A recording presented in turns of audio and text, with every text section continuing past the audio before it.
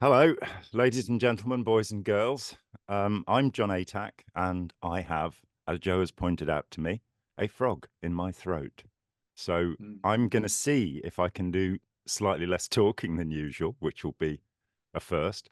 And I am delighted to welcome my dear friend and colleague, Joe Szimhart. Hi, Joe. Hello, John, and sorry to hear about your throat condition, but we'll just put up with it. How's that? Yeah, frogs have rights too. That's right. And we are in a frog pond of cult experts, so Mm, let's croak away. it's true, a small pond, big frogs in a Oh yeah. small pond. Gran, so you have brought us a fascinating subject to us, and go ahead and introduce it. Right. So this all started with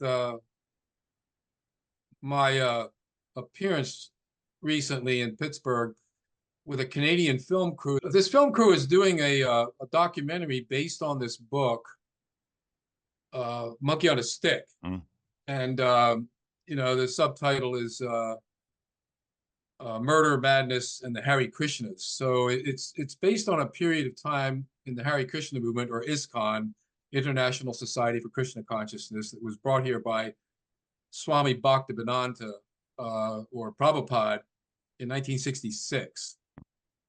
And of course, he was one of the first wave of ersatz gurus from Asian countries to appear on Western shores in the U.S. especially after Lyndon Johnson lifted the Asian Exclusion Act, which is in place from 1921 until 1965. And Wow. suddenly we had the perfect storm of a flood of Zen masters and Hindu gurus and Indonesian shamans and all of this stuff planting themselves on American shores and making a lot of money. Mm. And also all of the thousands of people, seeker hippie types and intellectuals and people that were uncertain about their identity and what life was all about, glomming on to Divine Light Mission, the ISKCON group, Transcendental meditation. Sri Chinmoy, Yeah. and it was constant. Well, along with that came the early Jesus movements, because that became a thing. Mm. In the late 60s, there were quite a few of them that started to arise. And again, young hippies wanted to get off drugs, went into a lot of these places. And Jim Jones, of course, with People's Temple, was like that. He was one of the early Jesus movements, Yeah. that attracted some white people, mostly black people, because of his target audience. Um, Along with that, what came a lot of other power movements. Besides hippie power and LSD power, there was Black Power, Mm. the Black movement, and there was Indian Red Power.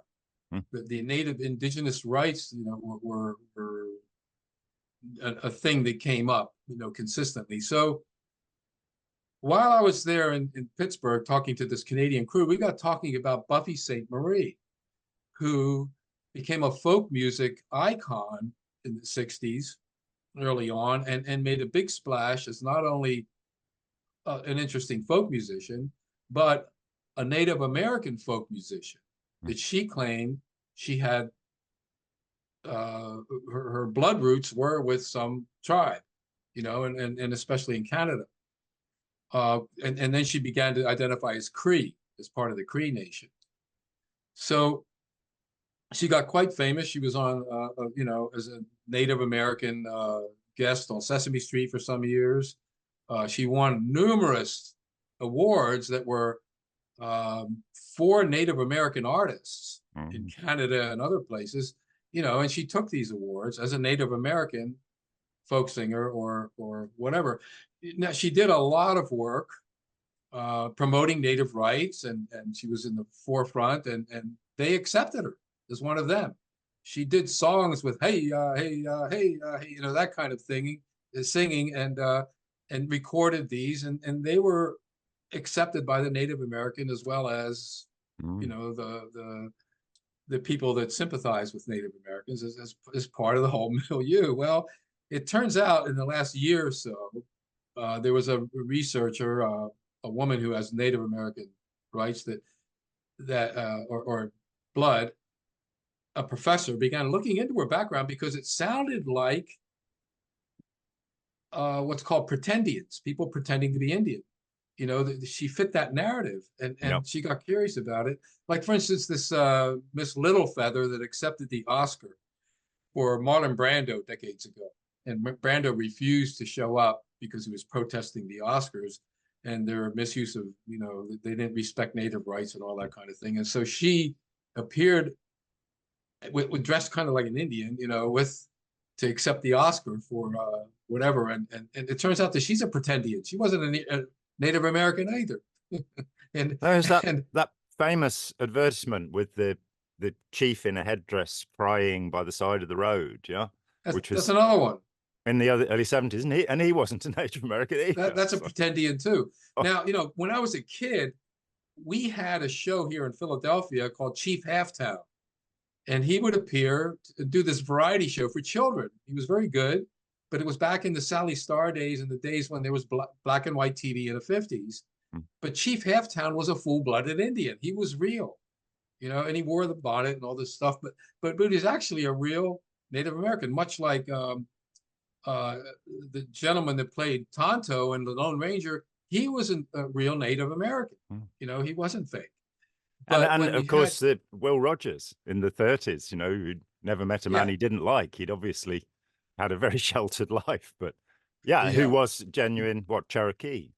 And, he had a lot of Cherokee in him. And there was Jim Thorpe, of course, who was a genuine Native American. He was a famous athlete. And Cher, as in Sonny and Cher. She had some Native, Yeah. So, but she was part Armenian as well, or something exotic. Right. Yeah.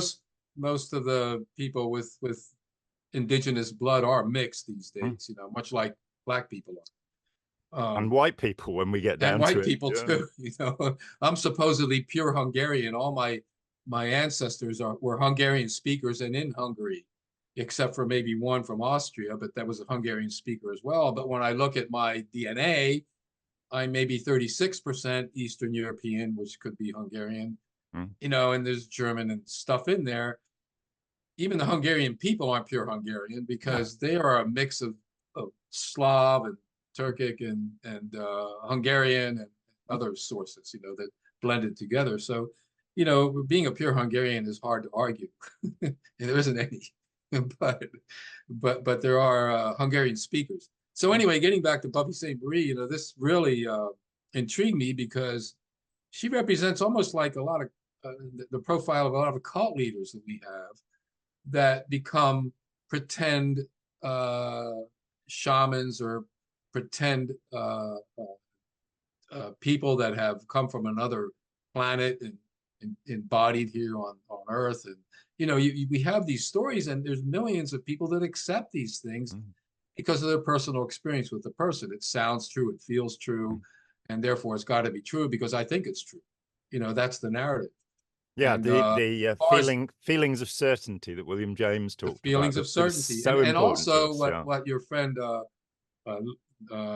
talks about awe, being awed by the person. Yuval awe. Yep.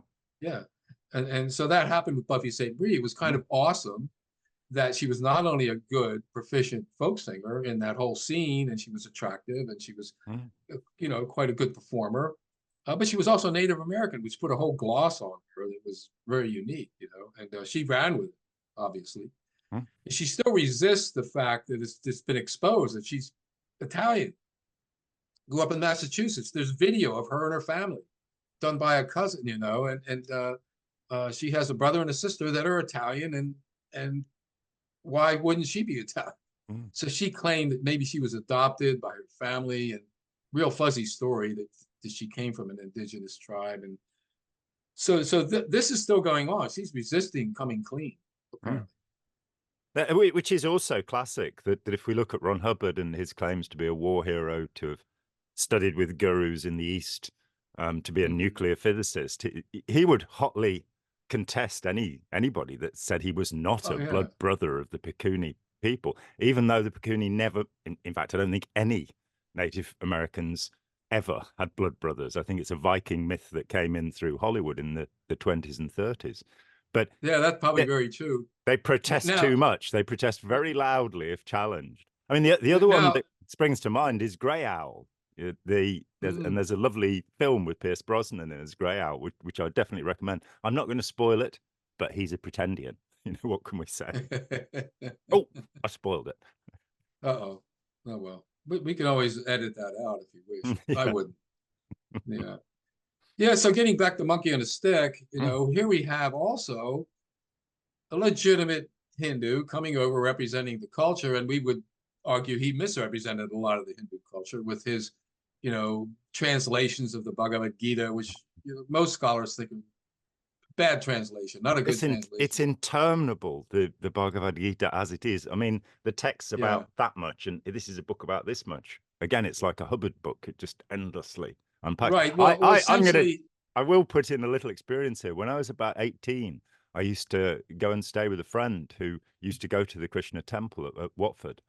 And on a Sunday, he would get up and he'd get his girlfriend up and what have you, and they'd put a little shrine up, and they'd do readings from the Bhagavad Gita as it is, and they'd read. I remember him stopping his girlfriend and going, "No, June, that's not how you pronounce the Sanskrit properly." You know, oh, interesting. he never had the You little got haircut though. In the end, the you celibacy got was to too get much. it right. Yeah, yeah, yeah. So anyway, we have this guy, this fundamentalist Hindu, basically fundamentalist. He was very misogynistic, and Mm, ran the whole caste system into the U.S. with women have to be subservient and mhm, all that nonsense. And he disdained children being around. He wasn't great with them because they put them in these gurukulas where they were abused, and he really wanted fundraisers. People out there doing what he called Sankirtan, which was basically fundraising. It mm. wasn't what Sankirtan really means, which is Spiritual celebration of the sky god. jostics. And Yeah, here is a there you record go. of Govinda being sung. Yeah. So then we have all of these white and some black folks, becoming pretendians in the sense Oh. of pretend Indian Hindus, in a way, and dancing around and wearing the saris and the sikas and the markings and all of this, when in fact they weren't born into the culture. Now, it's not unusual for someone to take on another culture and become legitimately, like a Shinto person that may have been born in South America or whatever. I mean, or become a Hindu, for instance, accepted within the Goswami order, like Aghadananda Bharati was, the author of the Yoga Robe. He was a legitimate Swami that learned Sanskrit, that studied under the Goswami order, and was ordained and became a Swami and taught on foot in the indigenous Hindu languages. He could speak four of them from village to village for years before he became a college professor of religious studies. And he could have taken on students, be a guru. But whenever one approached him, because he had some students, he would say, "You have to study Sanskrit for 3 years, become proficient, and then come back to me." And of course, that would eliminate quite a few people, which is most of them. And so he had very few students. He didn't develop a cult following like Prabhupada, who would accept any hippie off the street that was willing Mm, to believe him and go out and distribute his books. He came here as a book distributor. He wanted to mm. sell his books in the US and in England. So we talked about that a lot, that kind of pretendian of Hindus. But I really want to get into this thing a little bit more about this urge for people to want to be indigenous, because I had it too as a kid. I can remember at around 8 years old at the local creek, the Manatawny Creek here.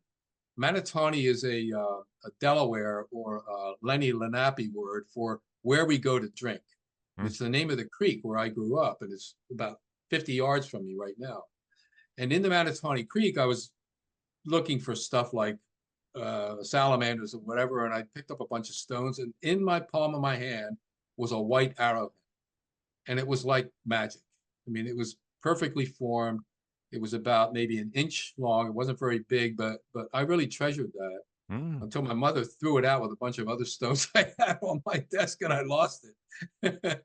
But I never forgot that magic feeling, because even as a kid watching Chief Halftown, the Native American, it was really a full-blood Native American on this TV show in the 50s, introduced a variety show for children. I was a watcher of Chief Halftown, and you kind of get this feeling of identification with Native American culture, and you want to be part of that mystique, So, I dressed like a Native American sometimes with a headband, and then when I became a hippie back in the late '60s, long hair. Guess what? I had a headband.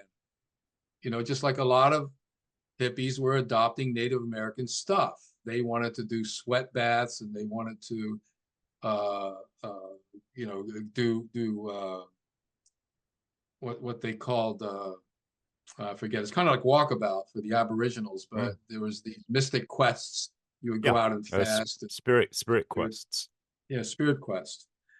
So all of that was going on in the hippie generation, and I kind of got caught up in a little of that too. Wanting a piece of Native American mystique. Yeah. In my life, and then we started reading Carlos Castaneda, which increased the Native American mystique, the whole neo-shamanism, which was also a total fake. It was the a Yaqui way. thing.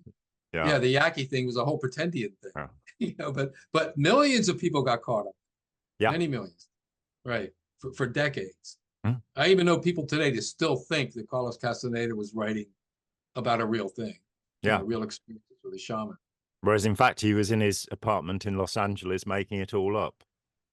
Right. He was more influenced by theosophy and Western occulture than real Native American anything, but he pulled it off. He even got, a PhD in anthropology based on his first book, from some university that didn't catch the pretendian thing, very well.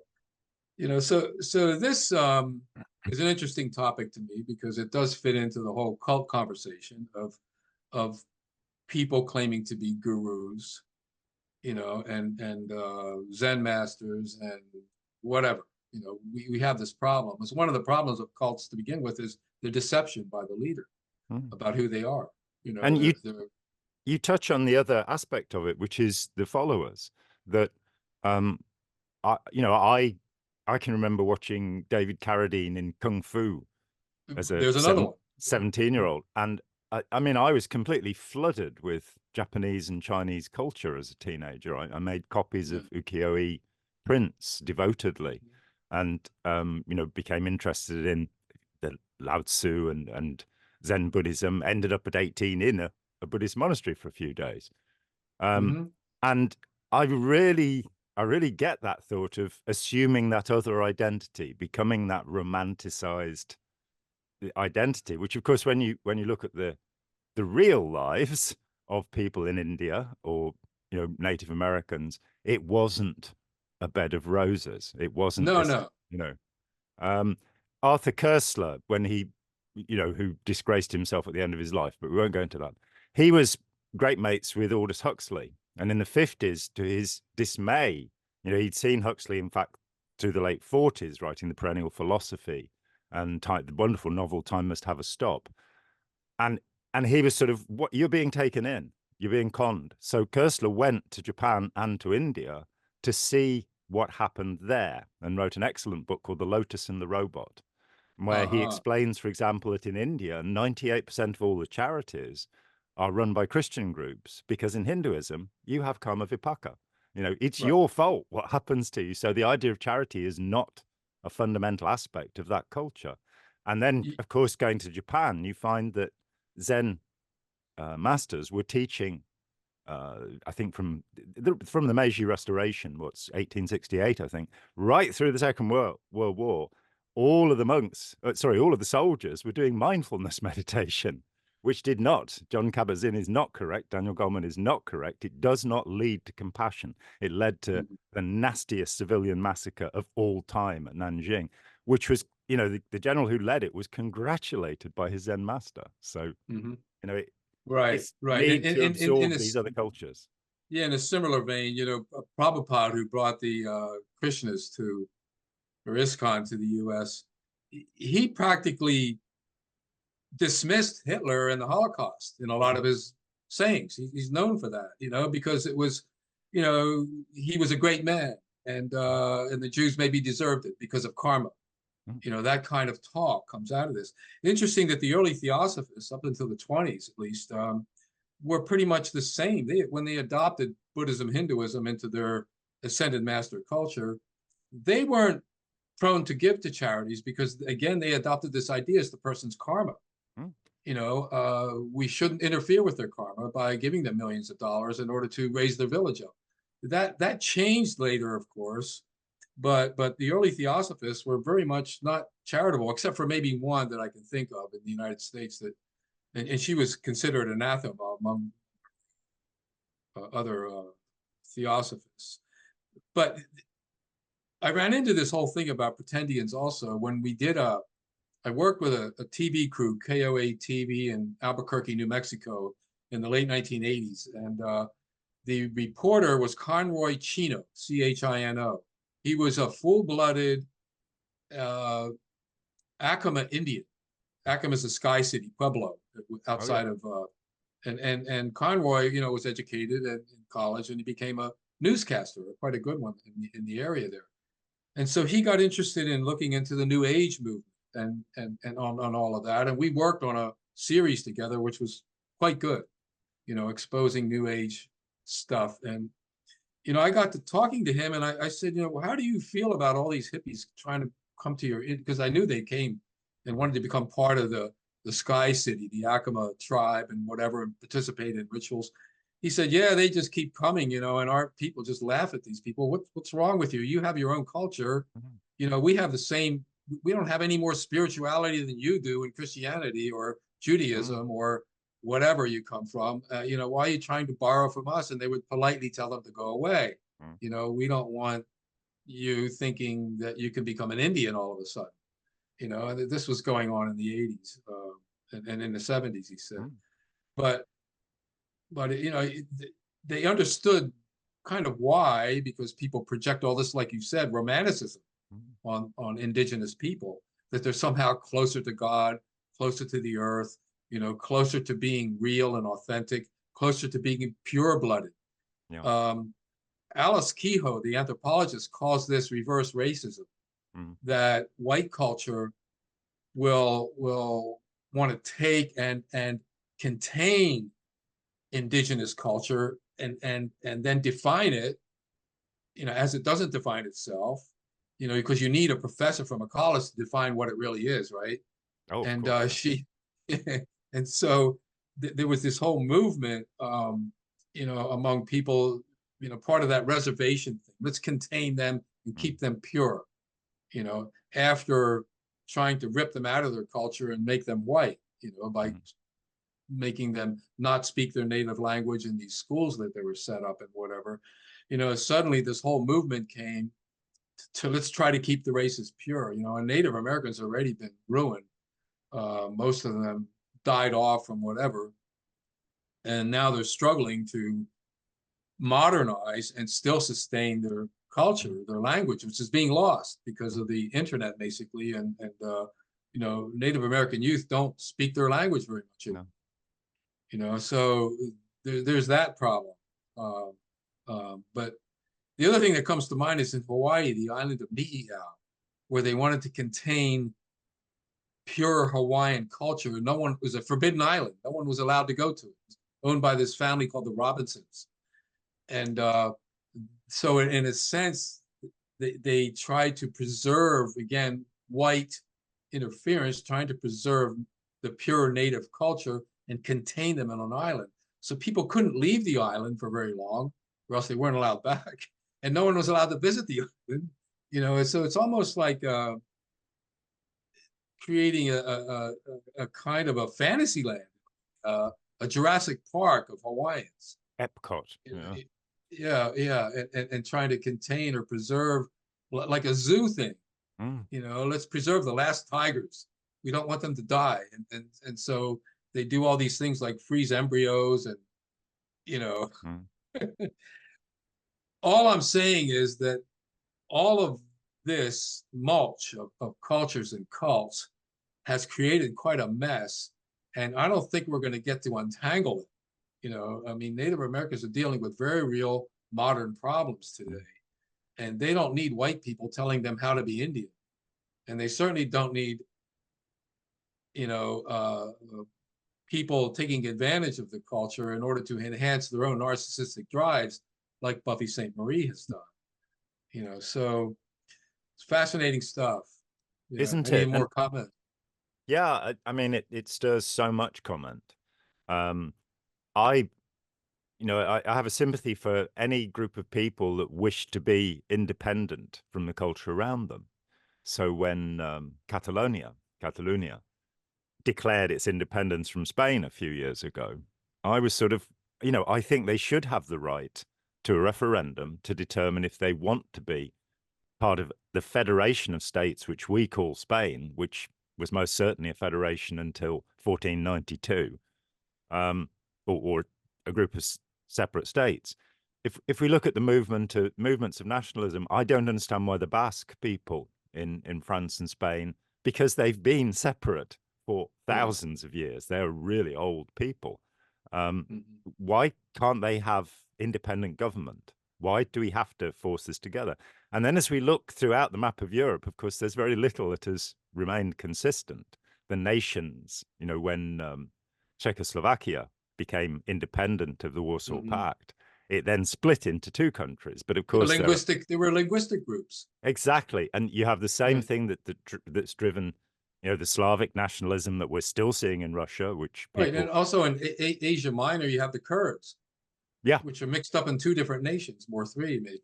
yeah, Yeah. and generally oppressed within those nations. Yes. And to me, it seems that you should be able to separate off. Then you get the opposite drive, the kind of Garibaldi drive in Italy, and which is glossed over by many historians. And you realize that many of the people in the states of Italy did not want to be part of a superculture. The Sicilians, for example. Hmm. Um, Right. the great novel The Leopard is about that period in time, and wonderful movie with Burt Lancaster in. Um, but so many of these cultures, and then you get this assertion of some kind of purity. When you look at the development of Nazi Germany and see Yeah. that, it starts, let's date it back to 1864, when Denmark decides it's going to have Schleswig-Holstein back, which was a stupid Hmm. idea, and the Prussians completely trounce them. And then the Prussians take on the Austrians, and they basically create an empire. And we talk about this country, Germany, but it only came into being in the 1870s. Oh, It's yeah. a Yeah. very modern idea. And then you get all of the nationalism, all of the music, Dvorak for the Czechs, Sibelius for the Finns, all of those Yeah. great Russian composers.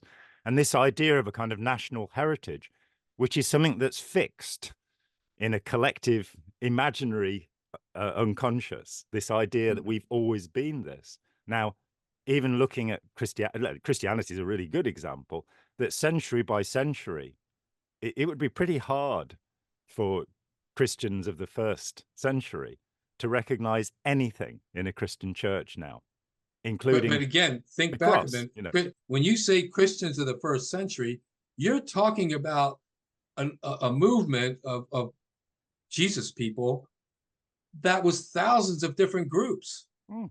that didn't all agree. There were And it's Gnostic types, homogenized in 325 at the Council of Nicaea, where the Emperor right? Constantine tells them, So you've got to sort out what you agree on, or I'm going to kill you. It's yeah, a you have. I mean, you virulent. already have it in St. Paul's letters, the earliest Mm. indications of this. There were factions already formed that he was arguing. What's the real Jesus? What's his real message? Mm. It was diverging, and then he was arguing with Peter, who was with the real Jesus, and he wasn't. He was persecuting all those people. We don't even know if he ever met Jesus in the flesh. Well, we believe that he Paul. didn't. That's what's taught, isn't it? Yeah, That yeah, we Paul believe he had didn't. had He the could have. had the vision on the road to Damascus, Yeah, so asking why he was his persecuting him. was But more of a charismatic or mm, post-Pentecostal mm, connection to the whole movement.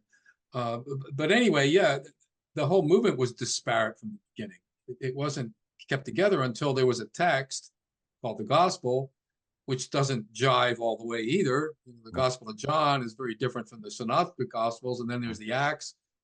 Anyway, we are towers of Babel as humans. And so I can understand why there's such an urge for people to be connected to a whole, to a one thing, to a cult leader, Mm. that can pull in saying, I'm connected to the source of information. Like Werner Erhard was called Source. And L. Ron Hubbard, of course, the source. Source, and Elizabeth Prophet, my old cult leader, she was the mother of the universe, connected to the Great White Brotherhood of the entire universe. It wasn't just here in our solar system; it was everywhere. And the whole universe. And to have that sense of wholeness, of connection, of being one with the origin of being itself is such a pull on us. But this is what I'd like to submit: is that you cannot not be one with the origin of being. There's nothing you have to do except breathe. And you are now connected to the oneness and the origin of being. You don't have to read anything. You don't have to believe anything. You just have to breathe and go about your life. And you are all totally connected to all this. You don't need anybody telling you this or saying that the best path to it is to become a Native American something or other, or a Scientology something or other, or a ISKCON Krishna something or other, to be connected to the God, meaning Krishna. I've been tossing this out around a lot lately because of a client I had that asked me about this, because he was involved in Protestant Christianity, the Methodist, and then became a Catholic for 20 years, and now doesn't like the trap he's in as a Catholic. He's beginning to realize that it's a closed kind of a system in his mind that fits Hassan's bite model. And this is bothering quite a bit. So I'm trying to break it down for him and say, listen, you don't have to be a Christian or the Christian, the specific Jehovah's Witness Christian, or the United Church of Christ Christian, or the Roman Catholic Christian, or a liberal person that says, I'm a Christian, so that you're separate from Buddhists. You can just be Christian, meaning you don't have to say anything. You can just do good things for people. You can follow what the gospel says, feed the hungry, visit the sick, visit the imprisoned, do random acts of kindness. You are Christian at that point, much like the parable of the Samaritan. He wasn't part of the people. He wasn't a legitimate Jew or whatever. He was a Samaritan. He was an outsider. He did a kind act, and according to Jesus, that was Christian. He was in the kingdom of heaven for eternity at that moment. So this is what I was trying to bring across to this client. I think in the same way, you can say there is God. You don't have to say there is the God or there is a God according to a definition. You don't have to define anything. You can even say there is being, there is existence, and leave it at that. And you're fine. You don't have to be atheist in that sense. You can be, in fact, I think an atheist can say there is being. They agree with that, which is all I think the gospel and any of these great traditions are saying. There is being. Let's do something about it. We're part of this. We're on the human scale. Let's try to behave well, and these are our rules and regulations, and shake hands and get along with each other, and make sure that the old people are fine and that the young people grow. And it's not that hard to think it, but it's really hard to do that. We tend to form factions very quickly because of our insecurity, our inability to trust the other. And then of course we have cult leaders and celebrities that want to have their identity formed a specific way and have people believe in that identity, draw them away from more universal acceptance of self, as being, and become more indigenized or more involved in some kind of a silo experience, and feeling more comfortable in a cocoon, more protected from the outside, in terms of thoughts, ideas, or people, or whatever.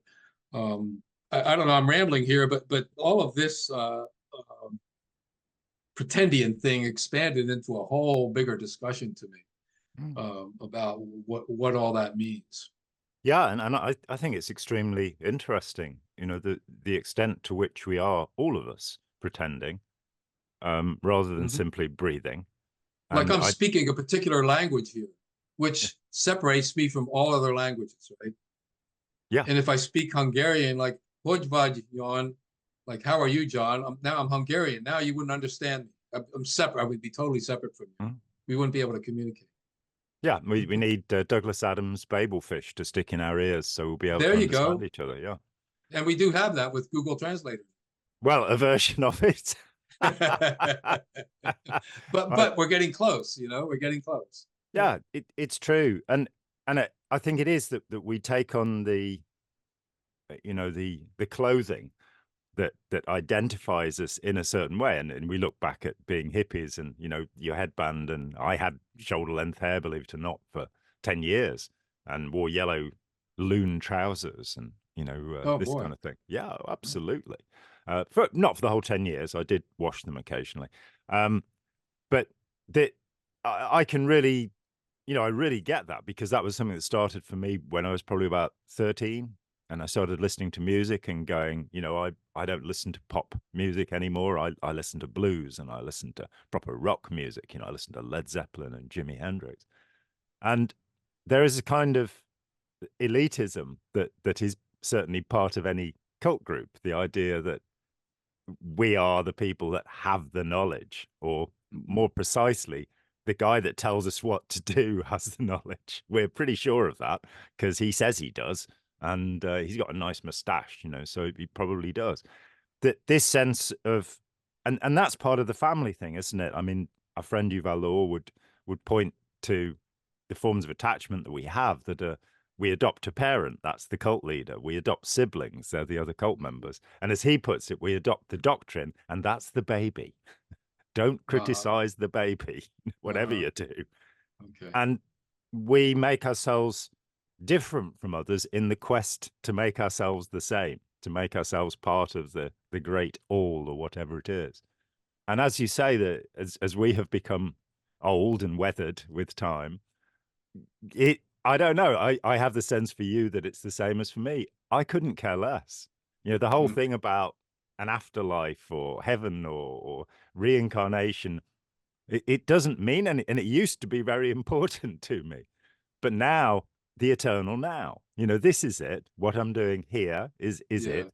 And I'm very, very lucky, because, I'm not suffering from any drastic illness. I have Mhm. enough to eat. I You know, have the luxury of it's friends and family. interesting that the crew where I was being filmed for this documentary asked me that question at the end. You know, what do you think God is? What do you think happens after you die? And all of that. And so I kind of blurted out that, I grew up Catholic, and I remember going on Ash Wednesday, walking up to get my ashes on my forehead, and the Mm, priest saying, "From dust you came, to dust you shall return." there you go. And I think if you stop there, that's reality. Mm, And if you want to look at what we know of science, you could say, from stardust we came, and to stardust we shall return. As far as what we know, that's it. And billion-year-old that's what I carbon. told them on this show, because that's what I came out with. As far as what we want and what we imagine, we come up with all kinds of concoctions and aesthetic values and ways of harnessing nature, with calling the thunder a god, and all of this, before we could really harness it. So the Mm, strangeness around us, the mystery, through our language, we became bewitched by our own words. mm. We would say, well, that's the thunder god, and someone would say, what do you mean? And we'd say, well, it's speaking to us. Just You banging mean on it's an kind of anvil like in the us? You mean, sky. it can talk? And then Mm, then that guy listening draws a picture of a thunder god and said, "You think he might look like this? Hey, that's great. Let's put that on our temple." You mm. know, And and sooner or later, you've got the Marvel comics and Thor instead of right. Thor. So we are consummate artists. Mm, We are continually creating these everything from languages to forms to shelters to whatever, and it's a mix of science and art. It's a mix of practicality and entertainment. mm, A big part of us needs entertainment in order to mm, be enriched. We tell stories. Um, we not only want to know what the scientists learned, we want to know about the scientist's life and the funny things he did. mm. So it's this, to make us complete. We can get tangled up in our own narratives, and if those narratives are too constrictive, they can become cult-like. I think so. And then the narrative aspect of that, Claude Daniel Dennett talked about the self being the center of narrative gravity. Now, I'm not a Okay. tremendous fan of Dennett's generally, but that phrase I like that though. I like the idea. beautiful. You know, as David Copperfield by Dickens starts something like, "It remains to be seen if I shall be the hero of my own life," and you are. And so much of it is this drive to be individual, to be perpetual, to live forever, light up the sky with your name, and all of that stuff, and actually to rejoin the whole, the communion, you know, oneness with God, the Buddha mind, nirvana, whatever we want to call it. And so you've got this dynamic, and there is a rather simple solution, which is, if you something like the Buddhist anatta, that the self is an illusion, the self is something that's generated by a person, and the self rises and falls. And this desperate urge to be eternal, well, we are. It's already happened, you know. I Here we know, are yeah. in time, and it all sounds so complicated and difficult, but it's actually very simple. That Mhm. I'm not a permanent being. I just don't have that sense anymore. And I didn't like that, being a Buddhist, the idea of, you know, the fear of the eternal return, as Buddhists put it, that you're on the wheel of suffering. You just keep going around. And in the end, I decided I didn't want to get off the wheel of suffering, that it didn't really matter, that what is it, as John Popper in Blues Traveler said, we all get a chance and then we're forgiven. And that's now what I believe, that we live I this think the life. same way. I Yeah. think it's the same thing, that it appears to me that after dust, we become dust again, that whatever it is that's doing all this, because something is doing all this, I don't know what it is, but it's got to be forgiving. And I think that's the insight of Christianity, that's the best thing it's given the Yeah. world, is that this being couldn't exist unless it continually forgave its own mistakes. Somehow. Yeah. It Good has way to of putting it. self-purify. It has to Mm. self-purify. Mm. Otherwise, it would disappear in its Mm. own diseases. Yeah. You know, so the whole universe, you know, you have galaxies colliding, worlds upon worlds are now appearing and disappearing. This is what I told this crew. You know, they asked me, does God make mistakes? I said, well, he kind of has galaxies will collide. Do you call that a mistake? Mm. Or do you call that a creative act? Which way are you going to flip it? You know, because in a sense, there's a lot of self-creation going on when galaxies, which we can't even conceive of, how many life forms are now being eliminated, and then through aeons and billions of years being recreated in different forms. Mm. You know, what is that? You know, I can sort of imagine it, but I can't wrap my head around it beyond my own experience. You know, watching, you know, for instance, somebody plowing a forest down and then allowing it to go fallow, and then the forest sort of comes back different. You know, it'll take Mm. maybe 40, 50 years, but you see a forest growing back. Mm. That's maybe what happens when galaxies destroy most of one another and stars are reborn, new black holes form, and all these gases emanate and explode all over the place. Gravity in the black holes, or the what they call the web of the universe, begin to reshape these things, and new stuff happens. Mm. I don't know. I can't get around that. I mean, to me, that's eternity. It's maybe in flux. Maybe the yin yang idea is the best idea that we can describe to make it simple. You know, to put it on a little medal on your neck or whatever. But The Daichi. Yeah. but all of this stuff, the Tai Chi, all of this stuff appeals to people for a reason, and I think that getting overly excited about it can get you in trouble. You know, and and I think to some extent the Zen people maybe are correct to just breathe and let it go, you know, but don't make a big deal out of, you know, that this is the way to do it. You have to make a Zen garden. You have to have a house. You have to have a certain kind of mat. You have to, you know, breathe a certain way. You have to study with a certain master because he's the best. I mean, after a while, it can make you crazy. And if you pronounce the Sanskrit wrong, you have to go back to the beginning. The beginning, right? Which right. is quite something. Wrong. Yeah. What else Well, have I anyway, I got? think we've covered a lot. I think we've probably covered enough. I think we've covered enough. It's always a pleasure, Joe. Well, it was And- fun. I think And we we'll meet again in a month or two. Yep. well, we'll do that. Thank you, John. Enjoy Thank your you. day. And I Yep, hope you feel better. I will. Okay. Take care, man. Hi, John here. Thanks for watching. We'd appreciate it very much if you would click like, as well as subscribe, and click the bell for notifications. Every dollar helps, and we welcome new patrons on Patreon, or you can make a one-off payment with any currency through PayPal. Thanks so much.